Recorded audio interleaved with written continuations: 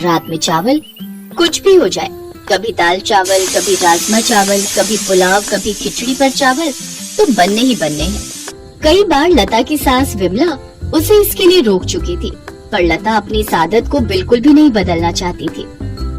बहू, आज खाने में क्या बनाया है?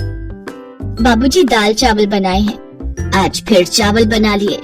लता, मेरे तो घुटनों में बहुत दर्द रहता है। मैं रोजाना रात में चावल नहीं खा सकती बहू। दिन में बनाओ तो मैं थोड़े बहुत खा भी लूं। एक काम कर, मेरे और इनके लिए तो तू रोटी ही बना दे।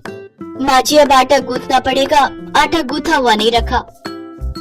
कोई बात नहीं बहू, जो बनाया है वही दे दो। लता ने दाल चावल बनाए हुए थे, वही अपने सास ससुर के आगे परोस दिए। एक काम करो, मैं तुम्हें 2 रोटी का आटा गूंथ कर रोटी सेक देती हूँ। अरे नहीं नहीं विमला, कोई बात नहीं, मैं दाल चावल खा लूंगा। अब तुम उठोगी रोटी बनाने के लिए तो फिर बहू बोलेगी कि उसे ही कह देते, अब इसलिए अब खा लो। लता की दिन में रोटी रात में चावल की आदत दिन पर दिन बढ़ती जा रही थी। लता, आज तो मेरी ऑफिस की छुट्टी है। एक काम करो, कढ़ी चावल बना लो, बहुत मन हो रहा है। अब मैंने गोभी आलू की सब्जी और रोटी बना दी है, अब मैं कुछ नहीं बनाऊंगी। वैसे भी मैं रात को राजमा चावल बनाने वाली हूँ, मैंने पहले ही प्लान कर लिया था, इसलिए अब रोटी और गोभी आलू की सब्जी खा लो। तुम सही हो, जब देखो अपनी मर्जी करती हो। अब रात में मैं सोच रहा था कि मटर पनीर की सब्जी और रोटी बनवाऊंगा, तुम राजमा चावल का प्लान बनाकर बैठ गई हो। अरे तो क्या हुआ, तुम तो जानते हो ना मैं दिन में चावल नहीं बनाती हूँ, रात में थकी हुई होती हूँ, इसीलिए मैं रात को ही चावल बनाती हूँ। मेरे से नहीं बनती रात में रोटियाँ। अच्छा ठीक है, जो मन में आए वो करो। मैं माँ को डॉक्टर के पास ले जा रहा हूँ, बोल रही है कुछ दिनों से घुटनों में बहुत दर्द है। विमला की तबीयत ठीक नहीं थी, इसीलिए बेटा अभिनव उसे डॉक्टर के पास ले जाता है। देखिए माताजी, उड़द की दाल, भिंडी, चावल, दही वगैरह और ठंडी चीजें आपको कुछ समय के लिए बंद करनी होंगी। डॉक्टर साहब, मैं तो कोई ठंडी चीज लेती ही नहीं हूँ। ये बच्चे कई बार कहते हैं कि ठंडा आइसक्रीम और ठंडा दूध वगैरह ले लो। मैं तो दही भी बहुत कम खाती हूँ क्योंकि मेरे घुटनों में दर्द हो जाता है। अब डॉक्टर साहब, और कुछ खाने का परहेज? बस इन्हीं बातों का ध्यान रखें और समय पर दवाई लें। विमला अभिनव के साथ घर आ जाती है। लता, डॉक्टर ने माँ को कुछ चीजें खाने के लिए मना किया है, जिनमें से चावल भी हैं। तुम ये जो रोज चावल बना देती हो ना रात में, वो माँ को बहुत नुकसान करते हैं, इसलिए अब माँ के लिए रोटी बना दिया करो। ठीक है, बना दूंगी, पर आज खाना बन चुका है। तो कोई बात नहीं, माँ के लिए रोटी बना दो, और एक काम करो, बाबूजी के लिए भी बनाई दो। बस काम पर काम बढ़ा देते हो। लता गुस्से में रसोई में जाती है तो वो देखती है कि उसकी सास रसोई में रोटी सेक रही है। अरे, मैं बना तो रही थी, आप क्यों खड़ी हो गई? अब ये देखेंगे आपको रोटी बनाते हुए तो मुझ पर गुस्सा करेंगे। कोई बात नहीं बहू, तुम भी तो पूरा दिन काम करके थक जाती हो, 2-4 रोटी ही तो सेकनी है, उसमें देर नहीं लगती। तुम्हारे लिए बनाऊं, तुम खाओगी? नहीं नहीं, मुझे नहीं खानी, आप अपने लिए और बाबूजी के लिए बना लो, मैं तो चावल ही खाऊंगी। अपना खाना डालकर रसोई से चली जाती है। लता ने अपनी आदत को फिर भी नहीं छोड़ा। दिन में रोटी सब्जी बन जाती तो वो रात में चावल बना लेती। जब उसने देखा कि उसके सास ससुर को तो रोटी ही खानी है, तो उसने अब दिन में ज्यादा रोटी बनानी शुरू कर दी, ताकि रात को उसे फिर से रोटी ना बनानी पड़े और वो चावल खाकर ही रह जाए। माँ जी, रोटी मैंने दोपहर में ज्यादा बना दी थी। मुझे पता था आप और बाबूजी रात को रोटी खाते हो, इसलिए मैंने सोच लिया है अब मैं आप लोगों की रोटी दोपहर में ही बना दिया करूंगी। पर बहू, वो तो ठंडी हो गई होगी। अब अरे विमला, कोई बात नहीं, ठंडी है तो उन्हें तवे पर गर्म कर लो, तुमने और मैंने ही तो खानी है। जाओ बहू, तुम अपना खाना खा लो। लता अपने कमरे में चली जाती है। उसके सास ससुर दोपहर की रोटी ही खा लेते हैं। लता अपनी आदत की वजह से अब जब भी रात में चावल बनाती तो अपने सास ससुर की रोटी दोपहर में ही बना कर रख देती। एक दिन लता अपने कमरे में स्टूल पर चढ़कर ऊपर की अलमारी से कुछ ढूंढ रही थी। कहाँ रख दिया मैंने अपना नया पर्स? यही ऊपर अलमारी में ही तो रखा था। भाभी, आराम से, मेज गिर जाएगा, रुको मैं आती हूँ। जितनी देर में काम वाली दौड़ कर जाती, इतनी देर में लता मेज से नीचे गिर चुकी। लता की चीख निकल गई। अभिनव और विमला लता को डॉक्टर के पास ले गए। लता की रीढ़ की हड्डी का मांस फट गया, जिस कारण लता को कुछ दिनों का बेड रेस्ट हो गया। माँ, ये लता की सारी दवाइयाँ। अभी अगले हफ्ते बुलाया डॉक्टर ने। बेटा घबराने की तो कोई बात नहीं है ना? डॉक्टर क्या कह रहा है? पापा, रीढ़ की हड्डी का मांस फट गया है, इसलिए कुछ दिन ठीक होने में लगेंगे, लेकिन लता को पूरा बेड रेस्ट करना होगा। कमर में बहुत दर्द हो रहा है। अरे मेरी बहू तो बहुत बहादुर है, देखना तुम बहुत जल्दी ठीक हो जाओगी। मैं तुम्हें ताकत की बहुत अच्छी अच्छी चीजें बनाकर दूंगी, जिससे तुम्हें आराम मिलेगा। लता की कमर में दर्द था और ये बात उसकी सास और बाकी परिवार के लोग भी समझ पा रहे थे। सब लता को बहुत हिम्मत देते हैं। लता की सास विमला अपनी बहू की बहुत देखभाल करती है। लता देखती है कि उसकी सास बिल्कुल उसकी सगी माँ की तरह उसकी देखभाल कर रही है।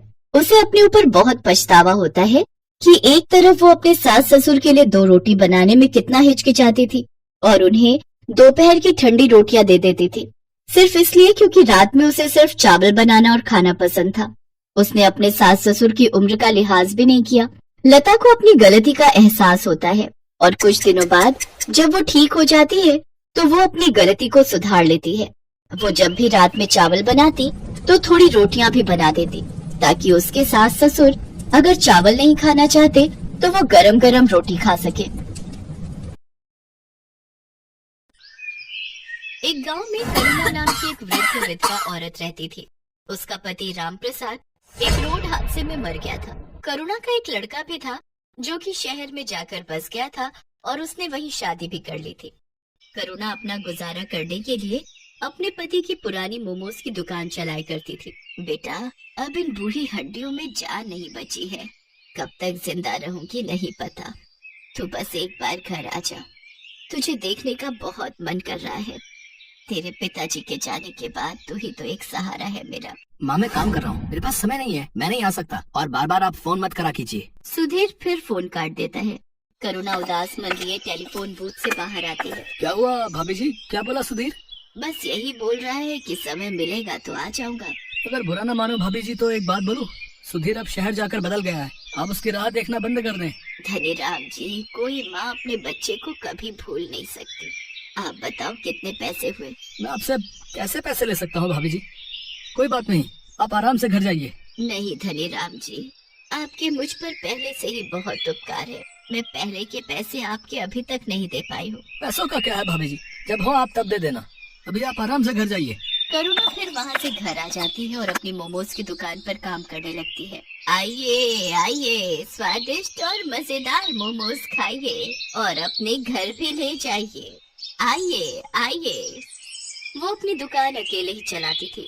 बुढ़ापे की वजह से वो ज्यादा काम नहीं कर पाती थी, लेकिन फिर भी वो रोज मोमोज की दुकान खोलती और काम करती। गिने चुने लोग ही उसकी दुकान पर आते थे। कभी कभी तो एक आदमी भी उसकी दुकान पर नहीं आता था। करुणा का गुजर बसर बहुत मुश्किल हो गया था। करुणा बहुत धार्मिक स्वभाव की थी। वो हर रोज गणेश जी के मंदिर में जल चढ़ाने जाती थी और प्रार्थना किया करती थी। हे भगवान, इस अभागन पर दया दृष्टि डालो। जीवन बहुत कठिन हो गया है। लोगों से उधार लेकर मैंने अपने बेटे को पढ़ाया और अब वो मुझसे मिलने भी नहीं आता। मेरे पति के गुजर जाने के बाद उनकी दुकान चलाना मुश्किल हो गया है। कोई काम करने वाला नहीं है और अब इस बूढ़ी से इतना काम भी नहीं हो पाता। हे प्रभु, दया करो। ये बोलकर करुणा वहाँ से चली जाती है। करुणा निराश मन के साथ दुकान पर बैठी होती है। तभी करुणा के पास 2 जुड़वा बच्चे आते हैं। दोनों की उम्र 16 साल थी। वो आकर करुणा से कहते हैं, मैया, हम दोनों भाइयों के पास कोई घर नहीं है, क्या आप हमको अपने साथ रखेंगी? हम इसके बदले आपका सारा काम करेंगे। बेटा, मैं खुद परेशान हूँ, मैं तुम्हें अपने साथ कैसे रख सकती हूँ? मैया, हम आपका सारा काम करेंगे, बस आप हमें अपने साथ रख लीजिए। ठीक है। करुणा को उन दोनों जुड़वा बच्चों पर दया आ जाती है और वो दोनों को अपने साथ रख लेती है। भगवान ने इस बार करुणा की पुकार सुन ली। वो दोनों भगवान के भेजे हुए दूत थे, जिनको भगवान ने करुणा की मदद के लिए करुणा के पास भेजा था। करुणा मोमोज का सामान बना रही होती है। माँ जी, ये काम आप हमें दे दीजिए, मोमोज हम बना लेंगे, आप जाकर आराम कीजिए। करुणा रसोई घर से बाहर आ जाती है। वो दोनों बच्चे उसके बाद गेट लगा देते हैं। थोड़ी देर बाद गेट खुलता है। करुणा देखती है कि सारे मोमोज बहुत अच्छे से तैयार हो गए हैं। करुणा ये देखकर बहुत खुश होती है। अरे वाह, तुम दोनों ने तो बहुत अच्छा काम किया है। फिर करुणा उन दोनों बच्चों के साथ अपनी मोमोज की दुकान खोलती है और मोमोज बेचने लगती है।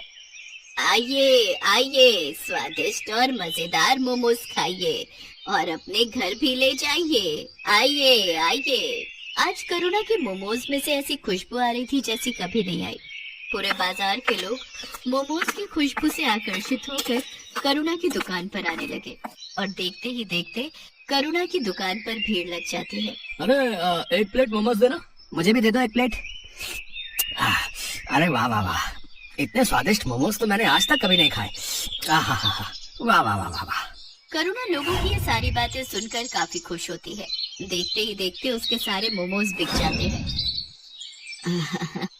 आज तो बहुत अच्छी कमाई हो गई। अगर ऐसे ही मेरे मोमोज बिकने लगेंगे तो मेरा सारा कर्ज उतर जाएगा। दोनों बच्चे अब करुणा को कोई काम नहीं करने देते। दोनों मोमोज बनाते और करुणा के साथ उन्हें बेचने भी जाते। उन दोनों के बनाए मोमोज में ऐसा स्वाद था कि हर कोई उंगलियां चाटता रह जाता। एक रात की बात है, वो दोनों बच्चे रसोई घर का दरवाजा बंद करके मोमोज बना रहे थे। कमाल है, हर रोज ये दोनों रसोई घर बंद करके मोमोज क्यों बनाते हैं? आज देखती हूँ ये ऐसा करते क्या है। करुणा चुपके से जाकर खिड़की में से झांकती है। वो देखती है कि उन दोनों जुड़वा बच्चों के हाथ में से चमत्कारी शक्तियाँ निकलती हैं, जिससे मोमोज अपने आप बनते हैं। ये जादू देखकर करुणा दंग रह जाती है। वो तुरंत उन दोनों के पास जाती है। दरवाजा खोलो। जी माँ जी। तुम लोग कौन हो? क्या? मैंने सब देख लिया खिड़की में से, जल्दी बताओ। डरिए मत, हम आपको कोई नुकसान पहुंचाने नहीं आए हैं, बल्कि हम तो आपकी मदद करने आए हैं। हम भगवान के दूत हैं। हमें गणपति जी ने आपकी मदद के लिए भेजा है। क्या सच में गणपति भगवान ने आपको मेरी मदद के लिए भेजा है? हाँ माँ जी, आपकी परेशानी भगवान ने सुन ली और हमें आपकी मदद के लिए ही भेजा है। करुणा ये सब सुनकर बहुत खुश होती है। अब इसके बाद दोनों फरिश्तों के जादू से करुणा के दिन अच्छे होने लगे। दोनों रोज अपने जादू से मोमोज बनाते और करुणा उसे बेच आती। देखते ही देखते करुणा की दुकान चल पड़ी। लोग उसके मोमोज दूर दूर से खाने आते थे। ऐसा करते करते करुणा ने एक बड़ी मोमोज की दुकान खोल ली और धीरे धीरे उसने अपने सारे कर्ज भी चुका दिए। अब करुणा के पास धन की कोई कमी नहीं थी। ये बात करुणा के बेटे सुधीर तक भी पहुंच जाती है। इधर सुधीर की नौकरी भी जा चुकी थी, इसलिए एक दिन करुणा का बेटा सुधीर अपनी बीवी के साथ वापस आ जाता है। माँ प्रणाम, देखो मैं आ गया। अरे सुधीर बेटा, तू आ गया। तुझे देखने के लिए तो ये आंखें तरस गई थी। हाँ माँ, मुझे आपकी बहुत याद आ रही थी। मुझे आप माफ कर दो, मैं पागल हो गया था जो आपसे मिलने नहीं आ रहा था। मेरी मति मारी गई थी, लेकिन अब मैं आ गया हूँ। अब आपको कोई परेशानी नहीं होगी। माँ ये देख, ये तेरी बहू है मीरा। नमस्ते मम्मी जी, हमें माफ कर दीजिए। बेटा, मैंने तुमको माफ तो तभी कर दिया जब तुम मेरी आंखों के आगे आए। आज भगवान ने मुझे सारी खुशियाँ दे दी। अब मुझे कुछ नहीं चाहिए। चलो अब तुम घर। क्या हुआ? तिजोरी की चाबी मिली? हाँ ये रही। अब फटाफट इस बुढ़िया के सारे पैसे निकालो और चलो निकलते हैं यहाँ से। हाँ चलो। मीरा और सुधीर चुपके से जाकर तिजोरी खोलते हैं और वो तिजोरी में से सारा पैसा निकालकर अपने बैग में भर लेते हैं और वहाँ से भाग जाते हैं। भागते भागते वो गांव से बाहर निकल जाते हैं। तब वो थक कर एक जगह आराम करने के लिए बैठते हैं। इतना सारा पैसा मैंने पहली बार देखा है। अब जरा बैग खोलकर दिखाओ तो, इसे जी भर कर देख तो लूं मैं। सुधीर जैसे ही पैसों का बैग खोलता है वो देखता है कि उसमें बस राख है। दोनों फरिश्तों के जादू से वो सारे पैसे राख में बदल गए थे। वो दोनों ये देखकर दंग रह जाते हैं। वो दोनों राख को टटोल टटोल कर देखते हैं, पर पैसों का नामो निशान नहीं होता। अरे पैसे कहाँ गए? यही तो रखे थे। हाँ, पैसे कहाँ गए समझ नहीं आ रहा है। तभी वहाँ पर दोनों जुड़वा बच्चे आ जाते हैं और वो दोनों सुधीर और मीरा पर जोर जोर से हंसने लगते हैं। अरे मूर्खो, कुछ नहीं मिलेगा उसमें। तुम्हारे मन में जब कालिक भरी है तो उसमें भी कालिक ही होगी ना। कैसी संतान है तू, अपनी माँ को लूटना चाहता है। तेरी माँ ने तेरे लिए इतना सब किया। ये जो मिला है ना तेरे को, ये तेरे कर्मों का फल है। और बिना माँ के तेरा जीवन भी इस राख के जैसा है, किसी भी कीमत का नहीं। अभी भी समय है, सुधर जा और जाकर अपनी माँ से माफी मांग ले। आप दोनों ने हमारी आंखें खोल दी। हम लोभ में अंधे हो गए थे। हम अब से ऐसी गलती नहीं करेंगे, हमें माफ कर दो। फिर मीरा और सुधीर अपनी माँ के पास वापस चले जाते हैं और उसे सब सच बताकर माफी मांग लेते हैं। करुणा भी उनको माफ कर देती है। मैं तुम्हारा शुक्रिया कैसे करूं समझ नहीं आ रहा है। तुमने मेरी इतनी मदद की, इसके लिए धन्यवाद। अब मुझे सब कुछ मिल गया है, मेरा बेटा, मेरी बहू, सब। इसकी कोई जरूरत नहीं है माता, हमने कुछ नहीं किया, ये सब कुछ भगवान ने कराया है। अब आपका जीवन अच्छा हो गया है, तो अब हमारा भी यहाँ से जाने का समय आ गया है। अब आप हमें जाने की अनुमति दें। ये बोलकर दोनों वहाँ से चले जाते हैं। अब करुणा का जीवन बहुत खुशहाल हो गया था। अब उसको किसी चीज की कमी नहीं थी। उसकी मोमोज की दुकान भी अच्छी चल रही थी। अब वो अपने बेटे और बहू के साथ अपना बाकी का जीवन खुशी खुशी बिताने लगती है।